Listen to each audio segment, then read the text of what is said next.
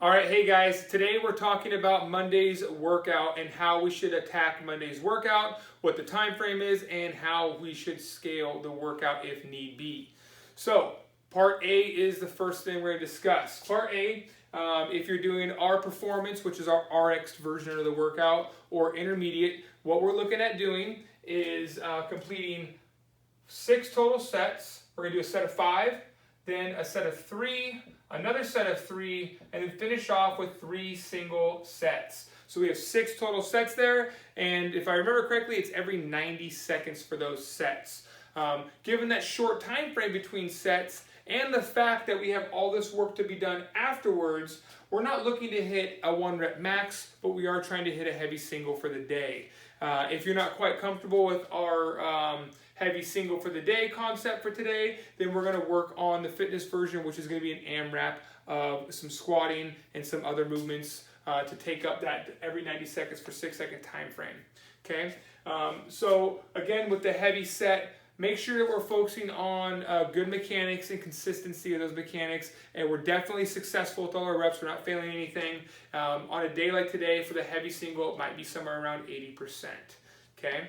Now moving on into part B, it's a version of a benchmark workout, Helen, where it's actually called Heavy Helen. So what we've done with this workout is it's still the 3 rounds for time. It's still the same 400-meter distance, but we've gone up into a heavier kettlebell and then now moved into chest to bar pull-ups. So C2B is chest to bar pull-ups. And again, this is our performance version. What we're looking to do is complete this workout as a whole in 12 minutes. Right, so that is the average time frame we're looking for, 12 minutes to complete that workout. We're going to have outliers, some that finish a little bit before and then some that finish a little bit after. But regardless of the scaling option, 12 minutes is what we're looking for. The outliers might sit somewhere around the 13:30 mark, as low as maybe 10:30, something like that. So, but this is what we're looking for on average.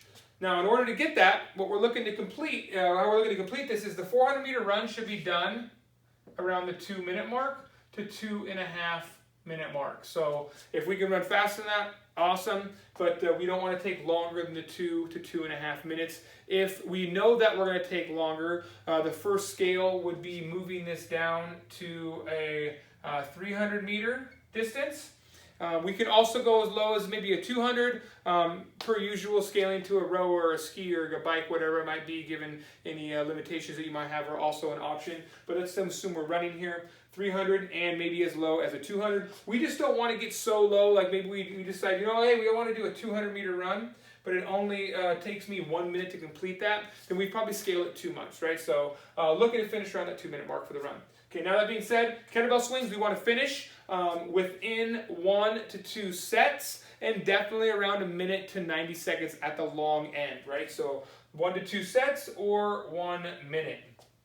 Finishing those sets, and we're looking at the American swing coming all the way overhead. As long as we have the core stability and the mobility to get the kettlebell in the appropriate position, then we can go to the American swing. We can always scale it down to a Russian swing if we lack a little bit of shoulder mobility or midline stability. We can lower it down to a Russian swing, and again, a minute mark or 1 to 2 sets. Then we're going to go into the chest to bar pull-up. The scaling option here would be just taking out the chest to bar and doing the regular pull-ups would be the first scale. Then we can go back to an assisted pull-up or a ring row. And again, another minute time frame, no longer than 1 minute to complete those 1 to 2 sets, whatever version we scale it to. So if we look at the times here, we're looking at 1 minute, or 2 minutes, 2 minutes there, 1 minute here, and 1 minute here. That takes us to 4 minutes, and that gets us at that 12-minute time frame. If we get to the long end here, where we're at that 2:30, and we're at the maybe 90-second mark here for the kettlebell swings, we're now at 4 minutes. And then if we do a whole nother minute here, we're all the way up into the 15-minute time frame, and we've exceeded that time frame that we're looking to complete this workout in. So take some of that into consideration as you guys decide to do some scaling for yourself. If you have any questions, comments, or concerns, please post them or send us a DM. And per usual, mechanics, consistency, and always ask a coach if you have questions. Hope that helps, guys. Have a good day.